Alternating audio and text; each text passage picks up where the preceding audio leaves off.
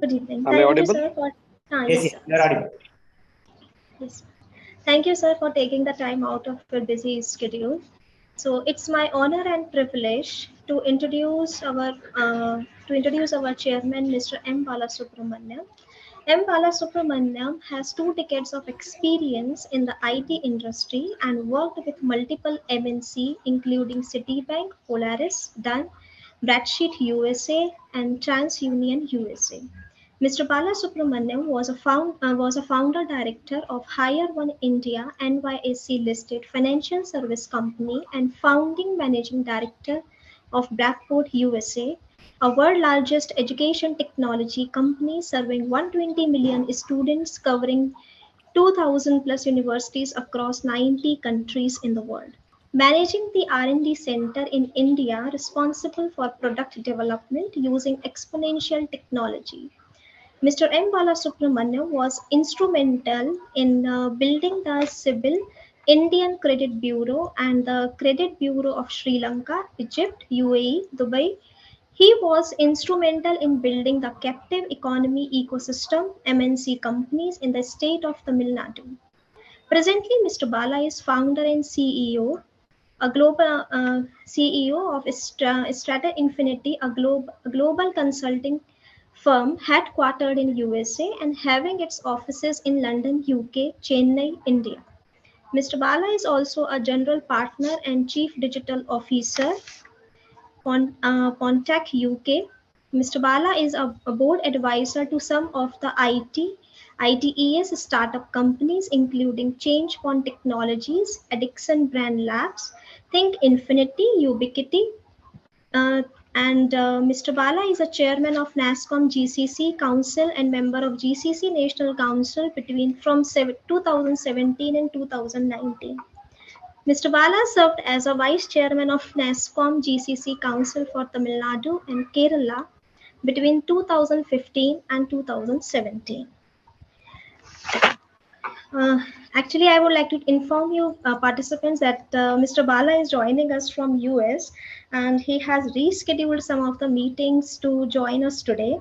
He is an expert in cybersecurity and he is the member of CyCORD, Cyber Coordination Center, Government of India. Thank you, sir, for joining us today. We are lucky to have you today in this workshop. Thank you. Now I request you, sir, to take over the session and say a few words to our participants. Thank you, Professor Dr. Neha. Very, very good evening, my dear student friends. Very, very happy to connect with you. I could not join you yesterday due to various health reasons, but I don't want to miss the opportunity of connecting with you. Whenever Professor Dr. Kannabiran speak about the college, about the faculty, about the students, I truly get excited because last couple of months or well, maybe about last 2-3 months, I was not able to physically be present in the institute because of my travel and various reasons. But still, I just wanted to put my face to you so that you all at least remember me, that you have seen me somewhere else, and wish to continue my relationship and friendship with you to share some of my perspectives. Thank you, Professor. You've been always a great professor and a great director I've ever seen, especially taking so much of efforts in building the ecosystem at IIIT Sricity. I always appreciate you for that. So friends, again, congratulations. I'm sure you all will be an aspiring top-notch cybersecurity specialist. The interesting part, I just wanted to share a couple of things. One is, as Professor Dr. Neha Harwal mentioned, I myself am, I wouldn't say cybersecurity expert, but I'm an security professional. Because my first decade of experience when I started my career with Citi and Dun & Bradstreet and TransUnion, right, security was like confidentiality, integrity, and availability. That was the security for all of us. In fact, when you say I'm a security professional, the focus was more on, if you're a tech side, you might have done a Cisco certification, probably CCNA or a CCNP or a CCSA. And then from the non-tech side, you'd have done an ISO 27001 LA or a 20000 LA, CBCP, CCSP, or probably, no, you might have ended up in doing a CISA or a CISM or a CRISC, right? I truly enjoyed because in my first 10 years of career, almost I've done about 17, 18 certification in security. The first intention of doing that is not to be a security professional, because I think security should be in DNA of every employee. At least in those days, we used to say only the IT or a technology employee have to know security. But today, technology has become an horizontal, right? So being an information technology institution, each one of us must know security. It has to be in our life. It has to be in a DNA. In fact, security is going to be a white blood cell, right? It has to be a white blood cell in all of us. In fact, every organization, my dear friends, there were days where if you're going to go and share the approval with the senior management, in fact, I've embarrassed that. I've experienced that. When you wanted to go and ask for a certification, say that, hey, I'm going to implement an information security certification for organization. Probably that would have been the last priority with the management in those days, in maybe in 2000, late 2000s, or even early 2008, late 2000s. The things have totally changed because somebody was asking question in the last session, what is the impact of digital, the economy, Indian economy for cybersecurity? Probably I would like to touch upon with a very simple answer. I don't want to say only what is the impact on Indian economy, but globally, the tech assets breaches, the security breaches, that impacts about 5 to 6 trillion economy, that which is about 4 to 6% of the global GDP. Right now, you can understand how important or how critical the security is all about. Right. So today you see the security transition of traditional security after the confidential integrity of data. It has totally started looking at the resiliency. We all have came across the situation of pandemic today, the last couple of years or so. You see how the security played a vital role during the pandemic touch, right? The total threat landscape evolves and the cyber security team approach is totally changing. And in fact, the largest digital and the footprint cycle was seen evidenced during the pandemic times. And while we continue to enhance the security capabilities, I think that was a highlight for every single organization, especially the gig economy, what we call as the gig economy that runs with the online food or online ordering of anything for that matter. Almost 8 to 18 million gig economy employees are there at this point in time. And it is expected to increase 80 to 90 million over a period of next 3-4 years. So you understand, when 10 times of gig economy workers are going to increase, that means the infrastructure, the need, the security, everything is going to be into 10 times, nothing lesser than that, right? So that is the kind of cyber security professionals are needed. In fact, I also take one step ahead and look at a cyber security professional is an horizontal job, right? Today, you want to be a developer is part of security, is part of development. Today, you want to be a QA, security is part of development, QA, right? Today, you want to be a DevOps engineer, DevSecOps, right? So the security is part of a DevSecOps. So the thing is totally changing. In fact, 3-4 years back, I remember implementing the best practices what Google and Microsoft and Apple was doing. My strong thought process is every developer should own their code. So what it means is, for me, I don't need to differentiate somebody, hey, you are a QA, or you are a DevOps engineer, or you are an operations guy. That is totally gone. Probably that's 2 decades. If still someone is going to say that I want to learn only Java or a Python or a PHP and so on and so forth, or if somebody is going to say I'm going to be only an automation engineer, or somebody is going to say I'm going to be only a security guy, I'm sorry, my dear friends, we are not going to exist in the industry for a while, right? After a period of time. So I think each one of us should think that you should own your code. What it means, you develop, you test, you ensure the security is imbibed in your development, in your testing, and even in your deployment. You should go and deploy, because when you deploy, when you test, you understand what is a mistake that you've done. When you develop, you understand what are the security aspects that you need to cover as a developer.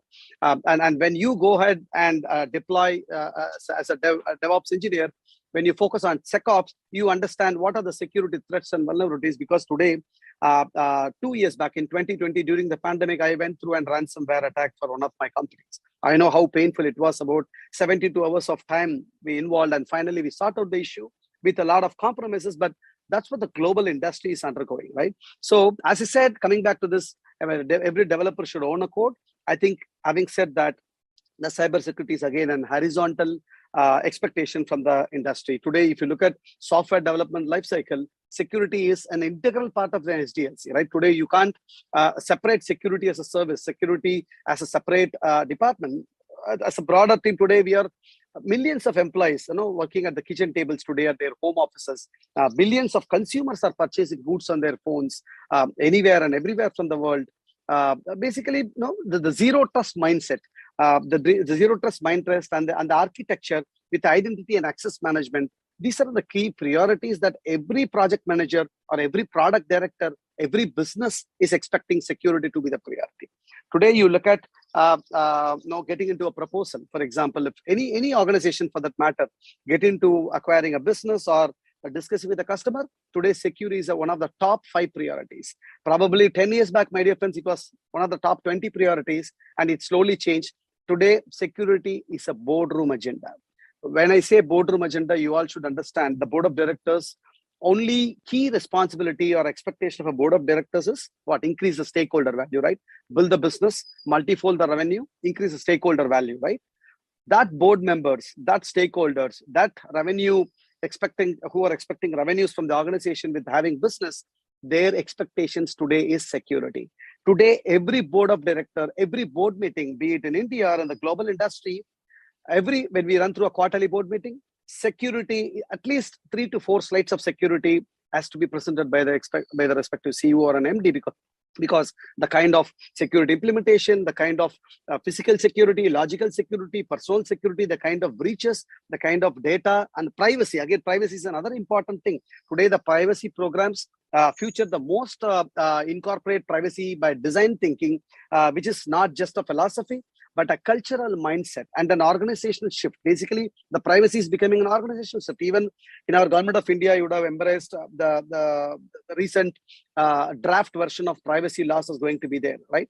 So as I said, the security and privacy, it's not just a discipline, rather it is an multifaceted approach for every industry, every technology, or even a non-technology for that matter, right? That includes the privacy engineering, cybersecurity, technology, risk management, a lot of things.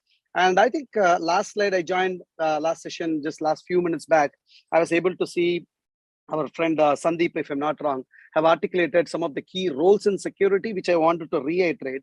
Probably there are 8 very important demand for these roles. When I say the demand, it's not having said that you have to be an horizontal guy, you have to be part of complete technology, software development ecosystem. But these roles are going to be helpful for you the beginning phase of your career, right? So first 2, 3, 4 years, but probably about maybe 6 years or so, you need to focus in 1 or 2 or 3 of these roles, which will help you either to be an CISO or a CTO or a CPO, which I've actually embraced all these roles. One is the application development security, which I mentioned, the developers, very, very high demand. Of course, all these 8 roles are very, very high demanding roles. I know what is a X value of salary I used to pay when I hire an general developer versus somebody with a security background, right? It is minimum, it is 2 to 3 fold of X if I hire a security developer. Second one is the cloud security. And the third one is the incident response. Basically, this is basically the soft side of the security, basically network side, network assessment, incident, threat intelligence. That's one of the most hot roles that I am coming across, the threat intelligence, where today every government is undergoing, every be it state government or a union government or globally any country for that matter is undergoing severe security. So threat intelligence plays a major role to identify where these vulnerabilities are getting started, where these threats are starting. And IAM, which you would have identity and access management, data security, risk management, security compliance. So all these 8 roles, my dear friend, the last 3, 4 has been in the industry for about the last 2 decades. But the first 4 are really emerging. And in my view, if somebody have embraced these 2 or 3 of these roles over a period of 6, 8 years, take my word for granted, you will be a successful CISO, or you will be a successful CTO, or you'll be a successful CPO, right? You may wonder how this guy is sitting in US and giving so much of talk. I just wanted to share my experience. So I started my career with, as Professor Dr. Neha mentioned, with Citibank and Polaris and Dun & Bradstreet, which was a parent company for Cognizant and Satyam. So that was a time where I got an opportunity to start working on CIBIL, our country's credit bureau, right? So when I worked on a credit bureau, that's where the time where I started looking at doing all the security certification as a CISA, CSAM, CCISSP, CCSK and CCSP and so forth. But over a period of time, I became a CISO for a TransUnion, which is the America's credit bureau. I was the Chief Information Security Officer of TransUnion, and then I became the CISO of Civil. So here is a big transformation today. Being a technology guy, being an information security guy, being a data security guy, who have become a CISO with 10 years of experience.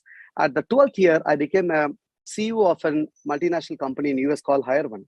So today you see the fundamental shift and security guy moving as a CEO of an US organization and continue to manage the role of CEO in many multinational companies. That's the power of security, because in security, you learn ethics, you learn compliance, you understand what is HR security, you understand the logical security, you understand the physical security, you understand the cyber attacks, you understand how important data is, you understand privacy. I think security, again, it is not just a boardroom agenda, it is a DNA, right? Today, you will have an opportunity to play multiple roles in your organization. At least you will have the opportunity to get to know multiple functions of your company if you work with the security. Because when you work for an audit or a security compliance, you go and talk to all the stakeholders, right? So the kind of the exposure that you get as a security people is phenomenal. I think last two and a half days, you would have a lot of good speakers were there. Vinay Godse is my very good friend, and our Shastri, who's Krishna Shastri, very senior security professional, my very good friend. I think I was able to see a lot of great speakers. I think the intention of the IIIT Sricity, the board and the management is not to force you to do security. Rather, we wanted to share our perspectives, how the security can be extremely focused by you, and it can take you to the highest level in the industry over a period of time. I think with this short word, I don't want to take much of your time. I think you need to go for your snacks and enjoy your evening. And even I need to go for meetings at New York. So I need to drive down for an hour or so. So thank you so much for taking time to hear me. Thanks, Professor, for inviting me for this session, and wishing all the very best. I'll be happy to take up any questions at any point in time when I visit the institute over a period of next 3-4 weeks. I'll be visiting the institute. If you're available, I'll meet you. Otherwise, in the next meeting, we'll meet you. Always try to stay in touch with me over a LinkedIn or any other way. Thank you so much. Jai Hind. Thank you, Chairman. Thank you, Chairman, for sparing your time.